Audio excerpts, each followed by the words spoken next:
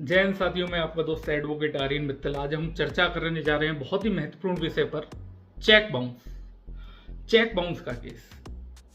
मानकर चलिए आपने किसी व्यक्ति को पैसा दिया और वह व्यक्ति ने आपको पैसे लौटाने की बाबत अपना एक चेक दे दिया। जब समय आने पर आपने वह चेक डाला अपने बैंक खाते में और वह चेक आपका बाउंस हो जाता है, तो चेक बाउंस होने पर हमें क्या स्टेप उठाना चाहिए?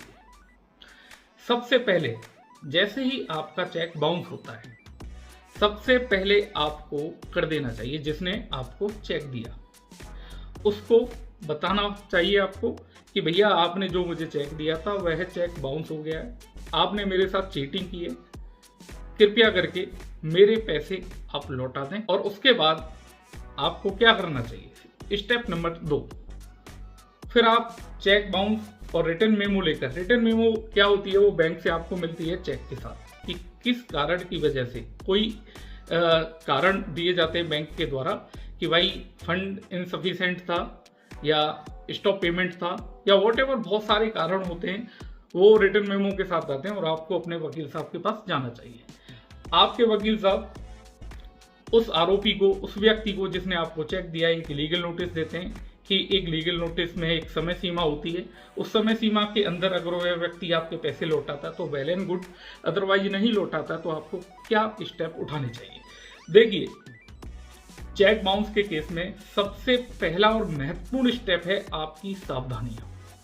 अगर आप सावधानियां बरतेंगे तो डेफिनेटली आप केस को जीत जाएंगे। अब सवाल यहाँ पर बहुत सारे लोग कहते हैं कि साहब हमें चेक दे दिया है, चेक दे दिया है तो लायबिलिटी बनती है उसकी। ऐसा कुछ भी नहीं है। चेक देने का मतलब ये नहीं है कि आपको उसने पैसा लौटाना ही है। चेक सिक्योरिटी पर्पस से भी दिया जाता है। चेक भाई ये लो जी, मैं आपके पैसे लौटा दूंगा, अगर मैं पैसे नहीं लौटा पाता हूँ तो आप ये चेक अपने बैंक खाते में डालकर इनकैशमेंट करा लेना।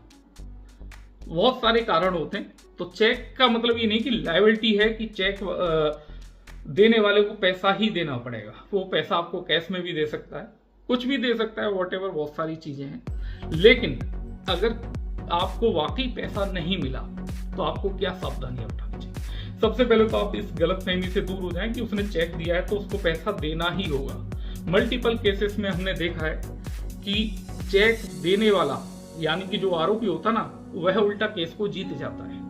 केस जीतने की वजह क्या होती है आरोपी की, और केस हारने की वजह क्या होती है कंप्लेनेंट की। यही सावधानी है। देखिए, पैरवी आपको करनी पड़ेगी अपने केस की। केस की डेट आने से पहले, एक दिन पहले आपको अपने वकील साहब से मिलना पड़ेगा और अपनी फाइल को रीचेक कराना पड़ेगा कि आने वाली अपकमिंग डेट यानी कि अगले दिन हमें क्या बोलना है कोर्ट के सामने, क्या हमें कोर्ट को दिखाना है। ये सारी चीजें आपके केस में बहुत ही ज्यादा मददगार साबित होंगी। देखिए, और इसके अलावा चेक बाउंस के केस में सबसे इंपॉर्टेंट पार्ट क्या होता है? वह होता है क्रॉस एग्जामिनेशन। यानी कि आरोपी का जो वकील है, जिसको हम डिफेंस काउंसिल कहते हैं, वह आपसे क्रॉस करेगा, वह आपसे सवाल पूछेगा, वह ऐसे सवाल पूछेगा कि आप हॉस्टाइल हो जाएं, और आप हॉस्टाइल होने की वजह से ही आप केस को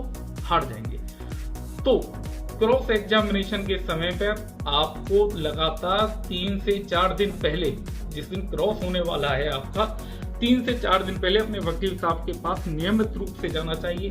तो नियमित रूप से अपनी फाइल को निकलवा कर उनसे बोलना चाहिए कि साहब आप मुझसे क्रॉस करें कि मुझे क्या बोलना चाहिए, क्या नहीं बोलना चाहिए। अगर आप ये प्रैक्टिस करेंगे क्रॉस एग्जामिनेशन की तो डेफिनेटली आप केस को जीत जाएंगे। दोस्तों, हमारे इस YouTube चैनल पर लीगल टॉपिक को लेकर ही वीडियो आएंगी, और अगर आपने अभी तक हमारे चैनल को सब्सक्राइब नहीं किया है तो प्लीज हमारे चैनल को सब्सक्राइब कीजिए, शेयर कीजिए, और आप लीगल जानकारी किस विषय पर आप वीडियो देखना चाहते हैं वह कमेंट बॉक्स में जाकर जरूर लिखें, जिससे कि हम आपके लिए बेहतर से बेहतर वीडियो बनाएं।